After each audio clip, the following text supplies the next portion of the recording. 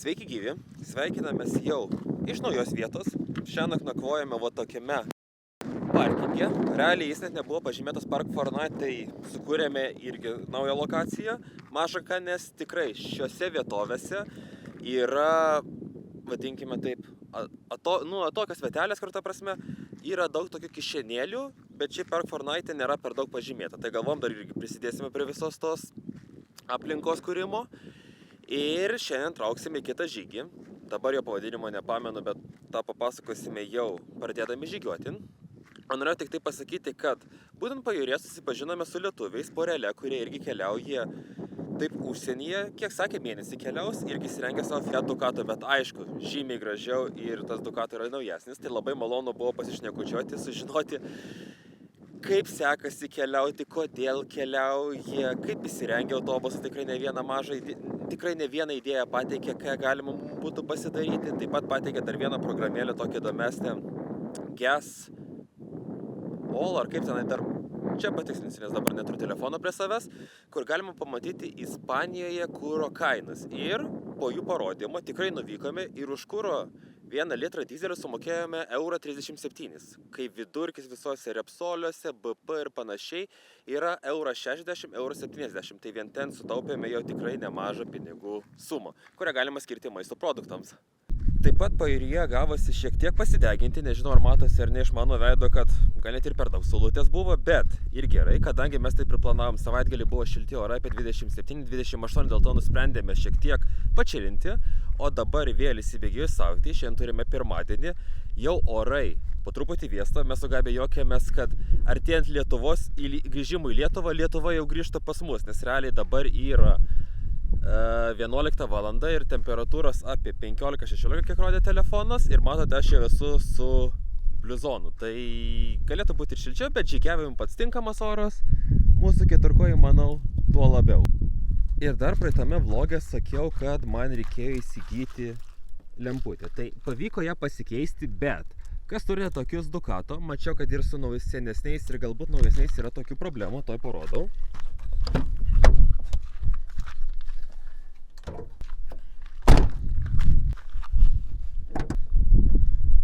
Problema yra su šitais varžtais. Norint pakeisti žibintą, nes tai kaip kokiuose Volkswagenuose galima tiesiog prieiti ir gale atkabinti tą visą apsaugą ir tenai įkišti tą lemputę, tai čia reikia atsukti du varžtus, kuris yra pasislėpęs tenais, ir tada ištraukti visą žibintą ir galima pakeisti lemputę.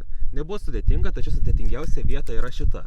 Esmė tame, prieš išvykimą į Ispaniją aš norėjau šitą vietą nudažyti su plastidipu, kad atrodytų dailiau, nes matote, čia plastikas pasilūpęs, visa kita, tačiau man buvo problema, kadangi varžtai buvo šitie užrūdyje ir netgi prasisukė.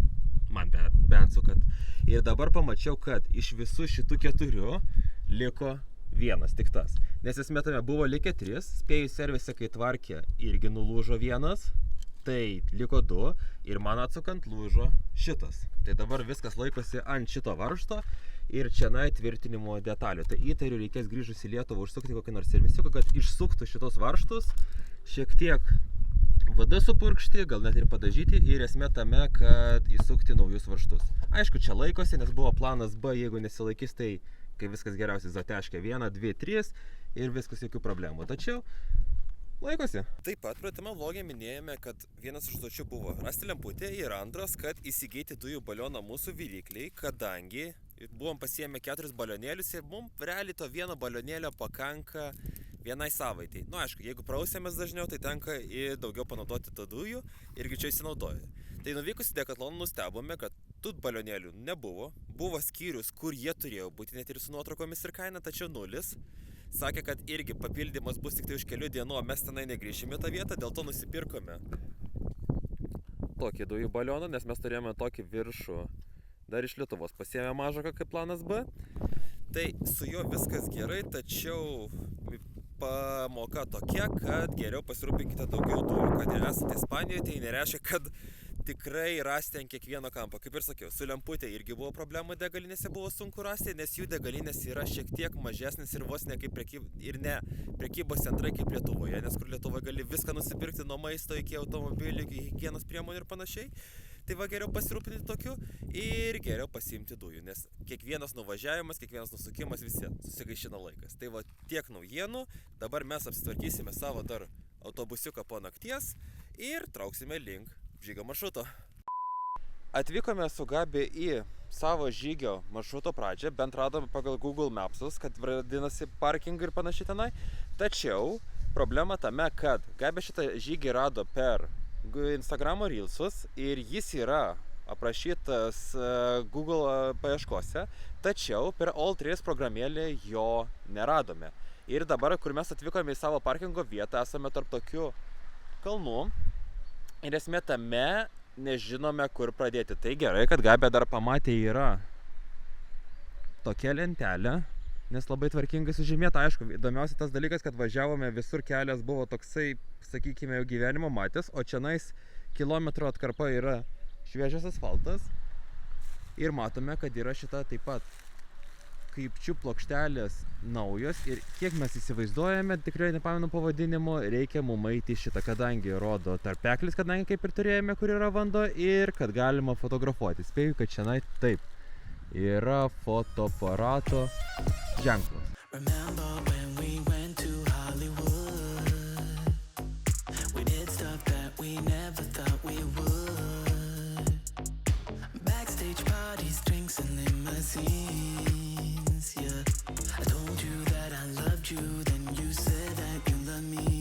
Dabar su Gabija, kiek įsivaizduojame, pusėjom, ar gal net jau einame link maršruto pabaigos, tačiau per daug tenai nekalbame, nes kaip matote, tokiose vietose, nors ir nėra pavojinga eiti, bet visiems tas yra nemalonumo jausmas, kad gali telefonas iškristi, gali kamera iškristi, dėl to viskas įdami kuprinės, praeinam ir va kaip dabar tada šiek tiek papasakojame. Tai Gabija apibūdina šitą gal žygį kaip mini kaminito del Rey.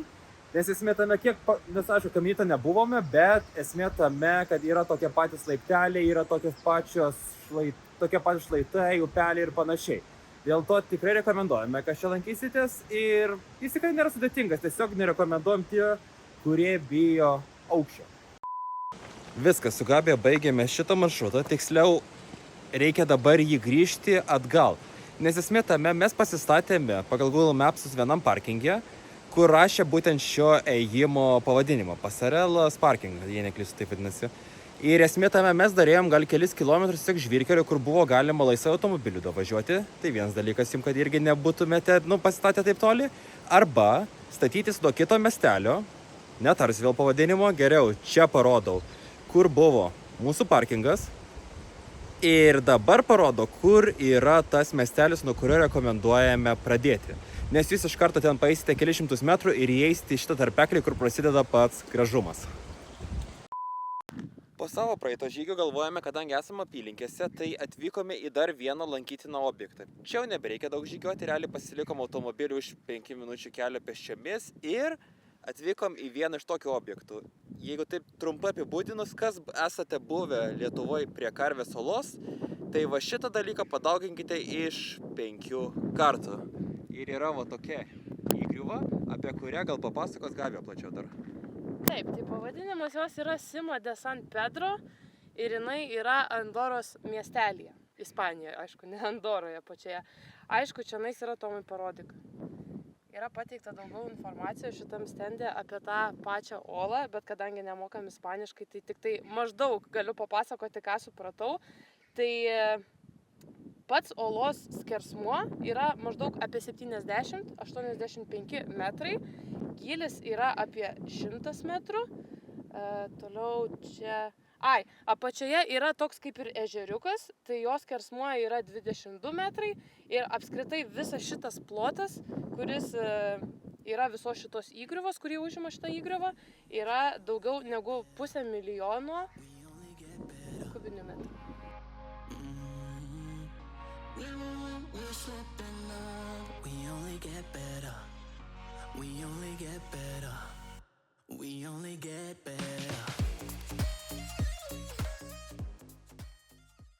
Gerą dieną.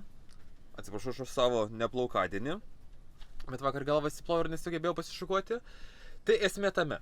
Vakar baigėme, kad buvome prie gilios duobės žemėje, Cima de San Pedro, ir galvojame, ar važiuosim toliau, ar nakvosime apylinkėse. Tai nusprendėme, kad per daug jau neeksperimentavome, liekame nakvoti apylinkėse.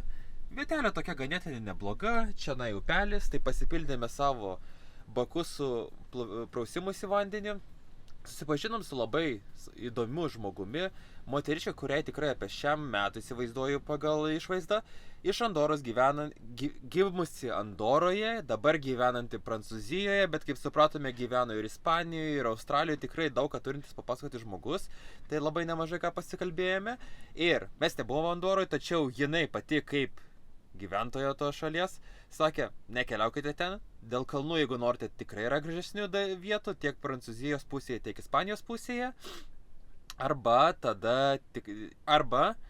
jeigu norite tiesiog užsidėti pliusiuką keliauti per tą šalį. Ir šiandien matome, kad yra labai stiprus vėjas, tai dėl to dabar su Gabija galvosime, kur toliau tęsti kelionę. Ar važiuoti link jūros pusės, ir kur nors žygiuoti maršrutas, kur matytųsi kartu ir jūra, ir kalnai, ar kur nors dar pakeliui žemyninėje dalyje rasti kokią nors kitą lankytiną objektą, kadangi mūsų jau važiavimo laukas labai apribotas, jau labiau link Barcelonos krypties, nes taip galima būtų važiuoti į Zaragozos pusę, bet esmė tame ten mes radome 5 skirtingus objektus, o mes tiek laiko nebeturime.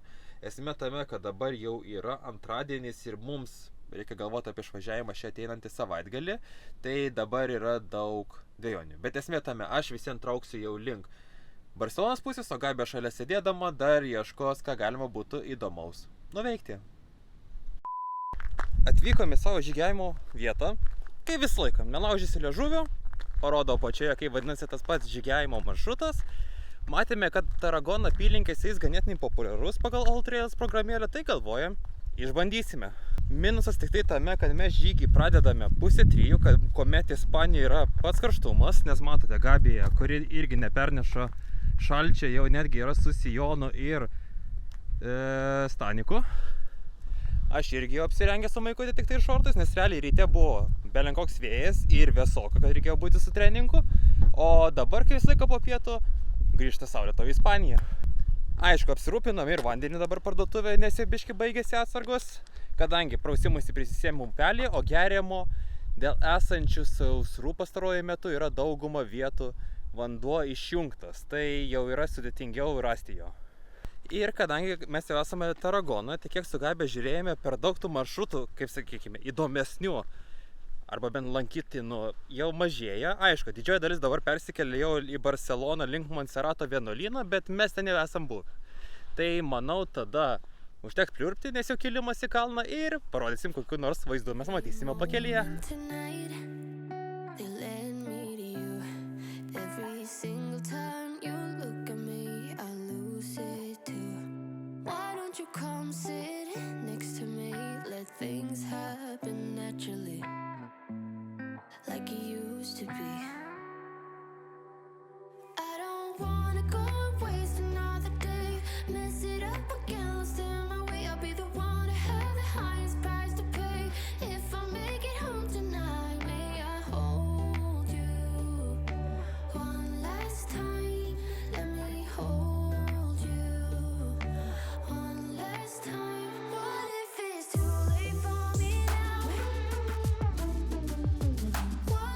Atvykome į savo tašką šio žygio.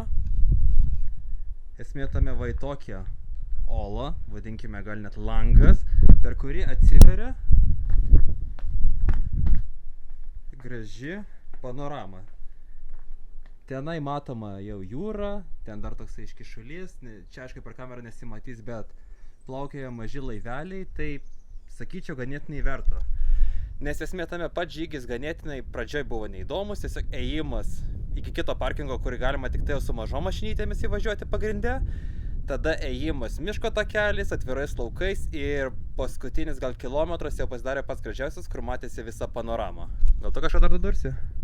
Jo, vaizdas iš tikrųjų labai gražus, tik pati pradžia gal ne itin įdomi ir aš vienu momentu galvojau, kad gal net ir nebuvo verta čia eiti, nes irgi atsiliepimuose matėme nuotraukų, jos tokios pusėtinos, tokios ne visai gal gražios ir galvom, ką mes čia galėtume pamatyti, bet iš tikrųjų vaizdas čia yra žymiai gražesnis negu nuotraukose. Tai dėl to tai tikrai verta čia apsilankyti. Ir dar tik tai rekomenduoju gal žygį pradėti ne antroji dienos pusėje, o pirmoje, nes bus žymiai gaiviau, daugiau gal to pavėsio ir nebus taip karšta, kadangi čia po pietų jau dabar yra 4 valandos ir toksai jau kepalas vadinkime, bet visa kita labai faina, tik gaila, kad šita vieta nepakankamai išreklamuota. Nu, bet aišku, jeigu jinai neišreklamuota pakankamai, tai bus mažiau turistų, mažiau šiukšlių ir visiems maloniau. Tai tiek. Atvykome su Gabija po savo žygio į nakvynės vietą, per daug nefilmavome, radom tokią random vietelę netoli apylinkėse, tačiau jau atsigulus, belenkai stipriai pakilo vėjas, nežinau, jums girdisi ar ne, bet ypač per šią angą, kur yra ventiliatorius, tai čia turėtų, kuomet įjungi pučisti į vidų oras ir išorę, bet kadangi jis neuždengtas, tai eina viskas į vidų ir ganėtinai gerai. Gabija jau užsiklojusi ir pasislėpusi. Ir to jau dar parodysiu savo samadėlkinius sprendimus išorėje. Pulkis jau miega.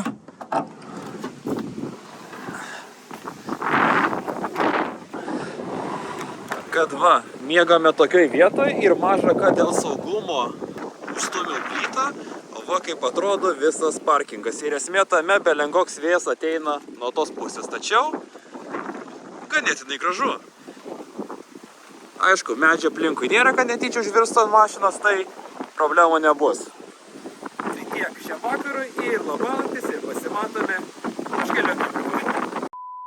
Labas rytas, mes jau su Gabija atsikėlėme, papusryčiavom, apsitvarkėme ir Gabija man priminė, kad vakar jums nepapasakojau, dėl ko ta plyta yra užkišta už rato. Tai va toj papasakosim. Nes esmė tame, mes miegojame tokiam gražiam parkingėlį, ten toliau kavinė, čia kaip mačiau yra dviračių takas, žmonės bėgioja, vaikštinėja, ten tiltas gražus, o už mūsų, nenori išeiti į lauką, kadangi labai stiprus vėjas ir jums nieko per daug nesigirdės, yra upė. Ir kadangi, nors pas mus veikia įrankinis ir jungta pirma pavara, tačiau begolin, žinote, tas jausmas būna, kuomet išeini iš namų ir galvoji, ar tikrai viską užrakinau. Tai čia tas pats irgi gal toks nejaukumas buvo, kadangi nėra jokių apsaugų, kad neįrėdėti į upelį. Upę tiksliau. Dėl to mes užkišame plytą po galiniu ratu, dėl šventos ramybės tik ramiau miegotusi. Tai va, atsikėlėme, oras gražus, tačiau reikia visą laiką nudirbti savo kasdieninius buities dalykus, tai apsilankyti dušą ir įsiskalbti drabužius. Tai galvojam tada, kad šiandien per daug ir nežygiuosime, parodysime, kaip atrodo ta visa mūsų buities kasdienybė. Kiek mokame, kaip viskas atrodo, kaip atsiskaitome, kaip įsiskalbė ir panašiai. Tai traukėme, mačiau, kad dabar jau yra 11 valanda, biškai patinginiavome, tačiau judame toliau kelią.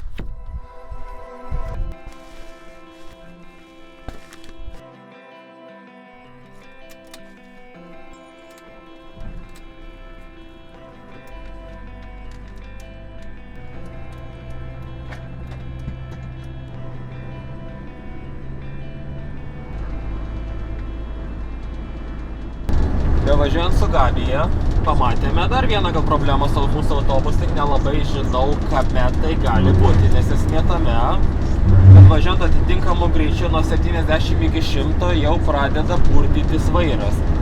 Esmė tame, kad pirma galvojau, kad tai yra dėl nelygaus kelio, nes kur Ispanijoje būna nuo karščio jis toksai banguotas, bet esmė tame dabar matau nesvarbu, ar tai kairiojo juosta, ar dešiniojo juosta, ar tai magistralinis kelias, ar paprastas. Jau matosi toks vairo drebėjimas, nežinau, ar per kamerą matysis per daug ir dabar su Gabija galvom, kame gali būti problemos. Pirma mano idėja galėjo būti dėl ratų balansavimo, bet esmė tame, kuomet mums keitė ventilius, tai turėjo tos ratus naujai perbalansuoti. Tai kažkaip keista, kad tas balansavimas nusimuštų per kiek čia nais? 4000-3000 kilometrų. Tai antras variantas, kad galbūt kažkas jau gali ir važiuoklėje. Bet mes nenorime jau eiti į ispanų servisus, o tiesiog jau, kadangi liko mažai laiko Ispanijai, tiesiog važiuoti ir kas bus, tas bus. Nes kartu irgi, besukant minimaliai kairę girdisi cypimas. Ar tai stabdžiai, ar tai kažkas važiuokliai, irgi nežinau, kadangi nesu mechanikas. Tai va, bet tiesiog galvoju su jums pasidalinsiu, nes visą laiką yra tokių žmonių, kurie yra su kažkokiamis panašiomis problemomis susidūrę ir galėtų tuo pakonsultuoti. Nes, dar irgi.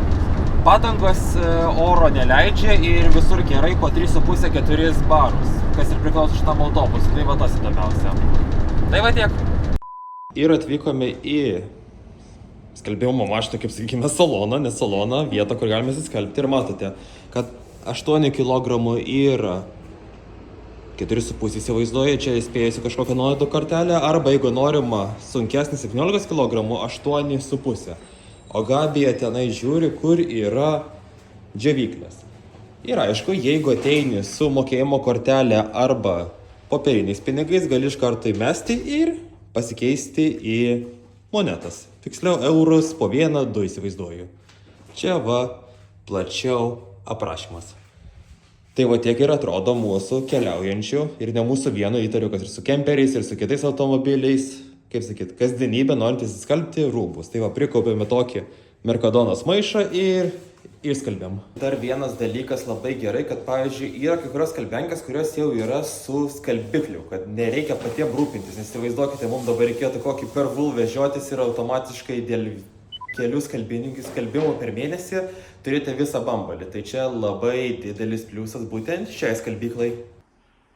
Ir štai ką dar gali nupirkti 6 eurai. Aišku, čia skaitosi vienas iš brangesnių dušų, tačiau kokybė ir švarumas tikrai aukštas. Veidrodis ir dušas. Mes, jeigu kas jau matėte iš Instagramo, čia esame buvę, tai dar kartą pakeliui važiuodami galvojame, kad užsuksime. Tai 2 žmonėm 12 eurų. Nusiprausėm, įsiskalbėm rūbus, įsidžiavinome ir dar galvoju vieną dalyką, kadangi tokį informacinį darome šiek tiek kitokį šitą vlogą arba bent šią dieną, dėl to parodysiu tą plačiau Gas All programėlę, kurią mums rekomendavo lietuviai, kur buvome kartu susimatę pajūryje.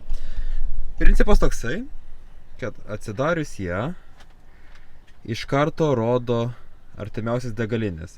Ir kaip matote, kad pavyzdžiui pačios brangiausios Repsolis, NI, dėl net nežinau šitų.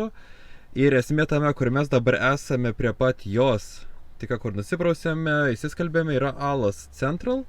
Ir būtent parodo, kada jinai dirba, kokios degalų kainos ir kiek galimai galima sutaupyti pinigų. Pavyzdžiui, lyginant su kitomis degalinėmis populiariausiamis, galima sutaupyti užpilus pilną baką 10 eurų. Tai ačiū labai jums, jeigu žiūrite dar, kad mums rekomendavote šitą programėlę, nes tikrai apie nieko nežinojame ir realiai čia centas po cento galima sutaupyti per visą kelionę netgi 100 arba netgi 200 eurų. Tai reikės tą dalyką dar pasidomėti važiuojant Prancūzijoje, Vokietijoje. Ar tai yra toks galimybė, ar alternatyva, ar ne. Nes irgi per daug nuo magistralės nesinori nusukinėti, o kadangi čia taip ir taip jau malomės, o štai degalinė už 100 metrų, tai kodėlgi nepasinaudojus tą progą. Vykstant toliau link pasienio, radome labai patrauklų miestelį, dėja, kadangi dabar ne sezonas, tai jame beveik gyvybės nėra, tik tai mes ir keli automobiliai. Jis vadinasi Sa Riera ir pamatėme, dėl ko renkantis būtent nakvynės vietą, nes visų pirma yra didelis parkingas, antra yra netoli jūros ir trečia yra viešas atidarytas tualetas, kas kiekvieną kartą keliaujant su kemperiu arba gyvenant ant ratų yra didelis privalumas. Ir dabar besižvalgant dar per Google Maps'us pamatėme, kad mūsų parkingas yra už šios tvoros, ta tvora jau tokia matosi tikrai neprižiūrėta kuris laikas, nes yra kartu ir išlaužyta ir kai kur netgi nėra jokio tinklo. Ir netoliese yra apleista radio pastotė, man atrodo tai vadinasi netgi. Kiek pasidomėjom šiek tiek istorijos apie ją, tai esmė tame, kad Šaltojo karo laikais joje buvo transliuojamos propagandinės laidos ir transliacijos į Sovietų sąjungą. Ir visą tą, man atrodo, finansavo amerikiečiai. Čia bent radome tokią informaciją. Bet pats įdomumas tame, kad yra prie pat miestelis viskas tvarkinga, o visa šita aplinka yra tokia apleista, kaip irgi čia yra betono krūva supilta, tenai matėme įėjimas. Tai dabar einame gilyn pasižvalgyti į vidų. Kaip ir va matote, anksčiau buvo viskas gal gražiai prižiūrėta, nes ir matėme nuotraukų, kad žmonės buvo įsilipę ant stogų, visą kitą dabar jokių būdų net nerekomenduojame to dalyko daryti. Ir kiek pažiūrėjus, tikrai ganėtinai didelės patalpos, ne patalpos, plotai. Elektros pastotė irgi jau nugriauta, tiksliau išrakinėta, nors dar laida ateina, tačiau jau nelabai kur tenai daeina. Matote, yra dar palidovinė lėkštė ganėtinai didelė vidury kiemo, ne kur nors ant kokio aukštesnio statinio ir panašiai. Aišku, kaipgi be grafičių ant sienų, kurių tikrai yra visur pilna, netgi ir matote aukščiau antram aukšte. Langai va išdaužyti dar matosi, tai irgi nesinori čia vaikščioti, kuomet yra stiprokas vėjas. Ir štai kaip atrodo vieno pastato vidus. Realiai primena, kaip Lietuvoje būna apleisti kokie nors kolūkiai, kokios nors gamyklos. Bet aišku, į vidų per daug neįsime, nes, kaip ir sakiau, yra stiklai, kurie tokie jau trupantis, nors pati konstrukcija atrodo ganėtinai tvarkinga ir tvirta. Tai va tiek. Ir kas geriausia, šitas plotas ribojasi tarp miestelio ir tarp pajūrio. Ir kas įdomiausia, kad ne tai, kad kai mes su Gabija kalbame, žmonės bandytų šitą dalyką sutvarkyti, tiesiog yra uždėti šniūrai, kur yra, pavyzdžiui, ėjimas link pajūrio per smėliuką ir vos net toksai netiesioginis sakymas, jūs eikite taku, o šonuose per daug ir nenukrypkite. Nu, kad nepamatyti viso bardako, nes jisai realiai labai gražiai pasislėpęs už medžių, krūmų ir žolių. Čia toks vidinis kiemelis, gaila tik negaliu papasakoti, kas, kur, kaip buvo. Čia va viduj vėl pilna grafičių. Nu, žodžiu, tikrai įdomi vieta. Nes kartais įdomu kelionės aplankyti ne vien tik tai kokius nors lankytinus objektus, kuriuose būna dažnai turistų, bet va tokias ir, sakykime, istorinės apleistas vietas. Nes Lietuvoje irgi, kiekviena šalis turi savo istoriją, taip ir šita. Tai va tiek, o dabar, manau, yra be 14 minučių 12, diena jau ganėtinai graži, įšilo, tai galvom dar su Gabija nueiti į pajūrį pasideginti. Tačiau mūsų keturkojis augintinis liks automobilyje, kadangi šitam pajūrį yra saugomos kažkokios kultūros, kiek matėme aptverti, yra žolių ploteliai šniūrais ir parašyta, negalima žygiuoti ant jų ir negalima vedžioti augintinį. Tai spėju dėl to, kad yra saugoma. Tai jis po atostogos mašinoje, mes šiek tiek pabūsime prie jūros ir trauksime toliau į šiaurę, link Empurija Bravos.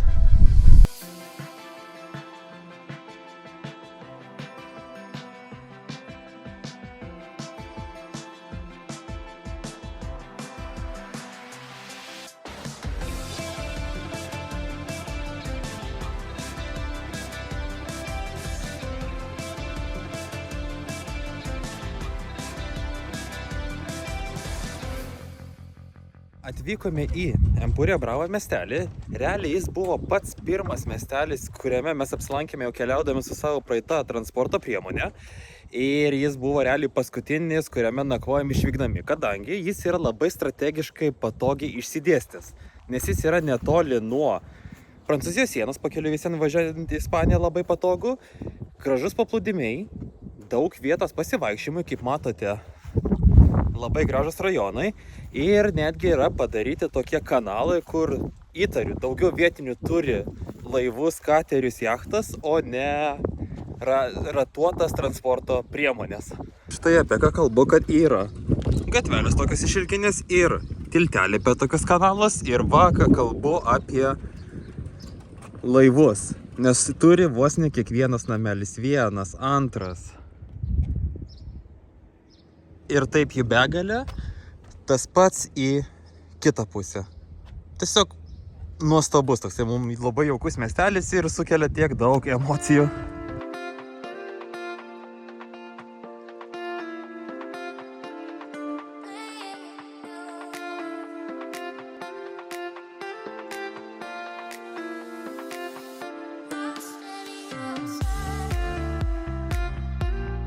Pabuvom su Gabija ir mūsų keturkojo augintiniu pajūryje, pasimėgavom dar gražiu oru, bet aišku, kadangi pavasaris, tai į vakarą jau pradeda vėsti, bet ačiū Dievui nebėra tokio stipraus vėjo ir iš lėto traukėme jau link savo nakvynės. Deja, bet jau šiandien yra paskutinis mūsų vakaras Ispanijai, rytoj reikės traukti link jau Lietuvos po truputį, taip įsivaizduojam, kad mums reikės 2,5 dienelių, norint pasiekti Lietuvą.